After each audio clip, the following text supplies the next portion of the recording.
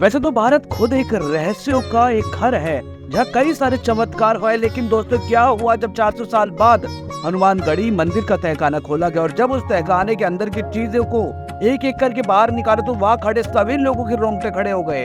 कुछ हजारों साल पुराने तहखाने की चीजों को देख आप भी दंग रह जाओगे दोस्तों, और साथ में आप भी कहोगे दोस्तों कि प्रभु ये कैसी माया है आपकी, क्योंकि वहां से जो वस्तु प्राप्त हुई है वो नायाब होने के साथ साथ रहस्यमयी भी है। और सबसे बड़ी बात यह है कि आज तक इस बात को गोपनीय रखा गया था दोस्तों।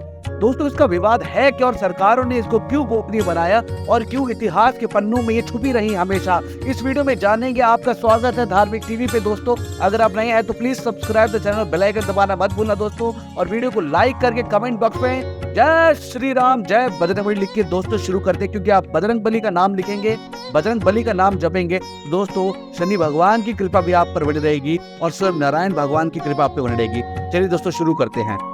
ऐसे में सभी के मन में दोस्तों एक ही प्रश्न है कि आखिर वो काला सच है क्या जिसके बारे में हर कोई जानना चाहता है। वास्तव में उस पुराने हनुमानगढ़ी मंदिर से मिली ये वस्तु एक मुसलमान के हनुमान भक्त होने का सबूत दे रही है। जाहिर सी बात है, ऐसे में लोगों का हैरान होना लाजमी है। तो आखिर क्या है उस मुसलमान हनुमान भक्त की कहानी, क्या है हनुमानगढ़ी मंदिर के बहुत पुराने तहखाने का राज आखिर 400 साल बाद ऐसा क्या मिल गया जिसे सभी को सोचने पर मजबूर कर दिया। क्योंकि कई सालों पहले 1885 में मुसलमानों ने मंदिर को नष्ट करने का प्रयास किया था। हनुमानगढ़ी मंदिर को मस्जिद बनाना चाहते थे, लेकिन वो ये करने में सफल नहीं हो पाया, ऐसा कई इतिहासकारों ने भी कहा है। तो दोस्तों इस वीडियो को देखने के बाद आपको भी एक सनातनी हिंदू होने का खुद पर गर्व होगा, इसलिए एक बार कमेंट में जय श्री राम जय बजरंगबली जरूर लिखना दोस्तों, ताकि सबको पता लग सके कि हम हिंदू भी किसी से कम नहीं है। दोस्तों इस कहानी की शुरुआत भोला नामक लड़के की कहानी से होती है, जो भोला होने के साथ साथ एक बहुत बड़ा राम भक्त था। उसका ज्यादातर वक्त रामायण जैसे ग्रंथों को पढ़कर बीतता था। वो बचपन से ही श्री राम को अपना आदर्श मानता था और हर समय जय श्री राम जपता रहता था। हमेशा सत्य वचन बोलता और श्री राम के पथ पर चलता था। लोग उसे एक राम भक्त के नाम से जानते थे और बड़ा होने के बाद भी वो अपने काम धंधे के बीच भक्ति करने के लिए वक्त निकालता था। ऐसे ही एक दिन भोला राम मंदिर का निर्माण कार्य देखने के लिए अयोध्या पहुंचा, जहां पर उसने सरयू नदी से लेकर राम जन्मभूमि के दर्शन किए। बोला ये सब देख बहुत ही ज्यादा खुश हुआ, क्योंकि जल्द ही राम मंदिर बनकर तैयार होने ही वाला था। वहां पर उसने सरयू नदी पर स्नान भी किया और पूरी अयोध्या नगरी भी देखी। बोला कुछ देर वहां राम जप करने के बाद वहां से जाने के बारे में सोचने लगा। तभी वहां के एक पंडित ने उसे बताया कि भले ही तुमने राम जन्मभूमि के दर्शन कर लिया हो, लेकिन जब तक तुम पास स्थित हनुमानगढ़ी मंदिर के बाल हनुमान के दर्शन नहीं कर लेते तब तक तुम्हें यहाँ आने का फल नहीं मिलेगा। इस बारे में भोला को पंडित ने समझाया कि हनुमान जी राम जी के सबसे बड़े भक्त हैं, और अगर कोई व्यक्ति राम जी की नगरी में अयोध्या आने के बाद उनके प्रिय हनुमान जी के दर्शन नहीं करेगा तो श्री राम आखिर कैसे खुश होंगे। इसका उल्लेख हमें रामायण में भी देखने को मिलता है, और ऐसा भी माना जाता है कि हनुमानगढ़ी मंदिर वही मंदिर है जिसे भगवान राम ने लंका से लौटने के बाद अपने प्रिय भक्त हनुमान को दे दिया था।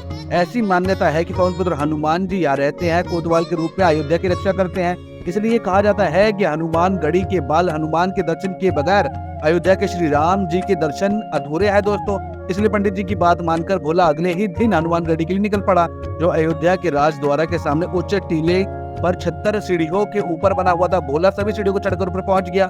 वहां उसने हनुमान चालीसा की पंक्तियों को पढ़ा और साथ ही बाल हनुमान के दर्शन किए, जो कि युवा हनुमान जी माता अंजना की गोद में बैठे हुए थे। वहां पर उसने कई सारे बंदरों को भी देखा।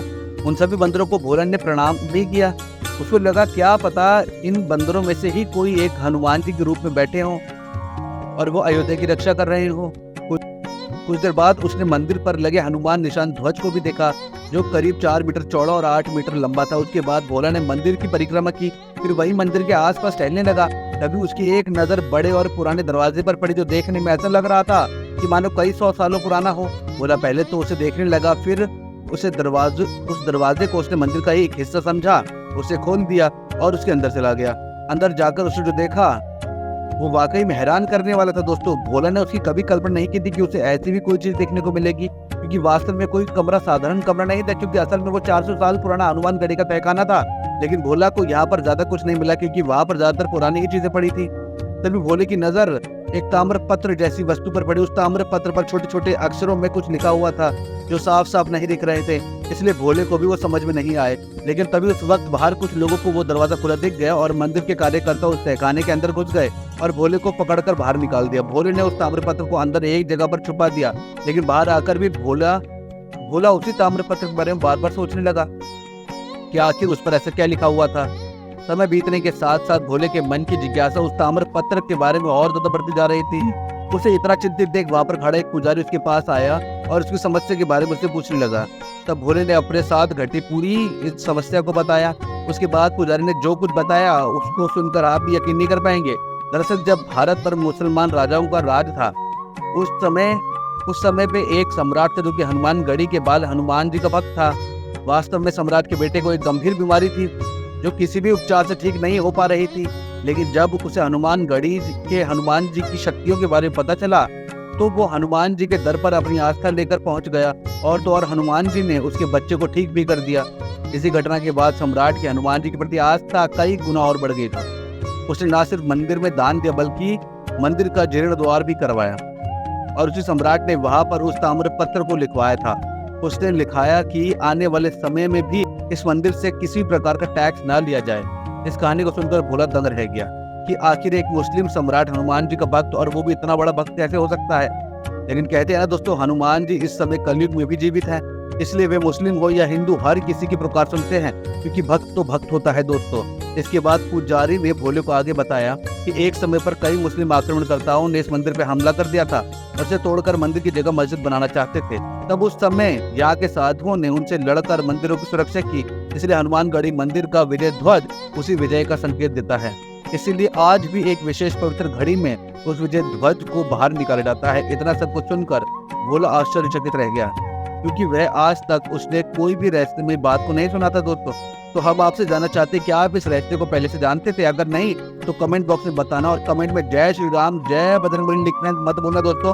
और ऐसी कहानी सुनने के लिए दोस्तों हमारे चैनल को सब्सक्राइब कीजिए, क्योंकि हम हर रोज आपके लिए ऐसी वीडियोस लेकर आते हैं जो हमारे हिंदू धर्म के बारे में, सनातन धर्म के बारे में होती है। क्योंकि दोस्तों इस वीडियो को ज्यादा से ज्यादा फैलाना आपको आपकी जिम्मेदारी बनती है।